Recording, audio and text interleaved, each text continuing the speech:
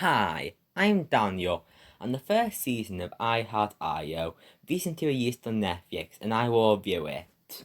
Like I did with the movie when it came out earlier this year, which at one point was my second most viewed video, and now it is still in the top 10. To recap my thoughts, the story was bland, especially the first half, but the songs were extraordinary, and overall it was a pretty good film. 19 episodes of the follow-up series are out, with the last one being twice as long.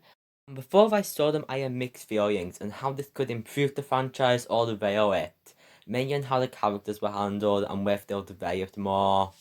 The trailer made me more conflicted, so I guess I'll just wait and see what I think of the first batch of episodes. So the stories are generic plots that have likely been done before on YouTube animated shows. There are these plots that fit the every minute, unlike the Patrick story I recently talked about, but it is typical slice of life stuff without anything very unique in execution, unlike good slice of life shows. It doesn't answer any questions yet though from the movie, which I was expecting, like how do anthropomorphic animals exist in this world, and who is Io's biological mother. It seems the movie built up things that was overlooked for Yes, Your Heavy World. However, something this season does well at is that all of the six get used for an episode focusing on them. It develops a setting of seaside by the seashore. Continuity exists here by having events and episodes matter, and the episode titles are good. Even though the show title is bad, especially when someone has heart emoji as a second word. It could have been called a generic title like Arlo the Alligator Boy the series, Arlo and Friends, or even just Arlo. I think that the best title would have been Seaside by the Seashore, but that wouldn't have been recognisable to Arlo. I came up with 4 better alternate titles, despite being bad at titling pieces of fiction. Anyway, the best episodes are Make a Fish and Frog Day the 13th, for being solid good episodes. The worst are Blowout and Swampitch for either being annoying, as the first one is, or boring, as the second one is. On to the characters. Arlo and Bertie have some improvements since the movie, but these still aren't that complex main characters. At least there isn't a fourth romantic storyline, yet. There is also 4 more, and it's not just the real 3, it's also real 6 as well a lot of the time. Marcellus is the best character for being the sarcastic and cynical one, who is most of the time very funny. Ayaya is fine, she got some development in an episode about her facing difficulties. Tony is kind of gettable and feels like the extra one. His episode is more about his parents than him as a character.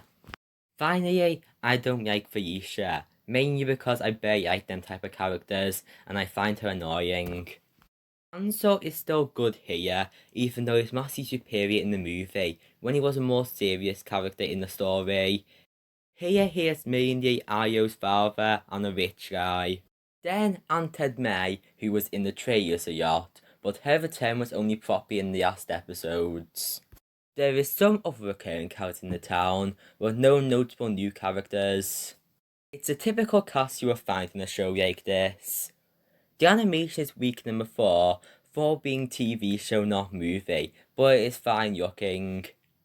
It still has the stylistic ugly designs I am not too keen on. As for the songs, I don't like the intro, which is just a bit of beautiful together with showing the 6 characters' legs getting up. Skipped it most times, and they could have wrote a new song for the intro, when almost every episode has a 4th song in. Unlike the movie, I Heart Arlo has more hit or miss songs, with most being uninteresting. Night in New York is good, but they're mainly indifferent to the others. This is quite disappointing, and I would have higher opinions on the songs if it didn't feel like a requirement to have so many. The comedy is quite funny for the great character interactions causing good dialogue jokes. I already said this, but Marseille mostly leads the comedy, which makes the show mostly funny, but it doesn't save all the other problems I Arlo has. In conclusion, I thought the movie would be leading up to something better than this, which is interchangeable from your other animated series. I would give I Arlo Season 1 6 out of 10, and I wouldn't watch another season of this show. Any intrigue I had in this franchise after the movie is lost now. I wouldn't even have finished this season if it weren't for this review. If you really like the movie, it's probably worth giving a few episodes a go. It carries some aspects from it, but there is so much better to watch instead currently. Like The Owl House, which had a spectacular first half of season 2. When the season is over, I might discuss it properly. Netflix animated content is only good when it buys rights from other studios, with few exceptions. I am not saying they should stop trying, but I think some improvement is in order. This video is a review of a full season, and not including short, I have already done it before, but there will be another one coming soon, maybe even next video. The end.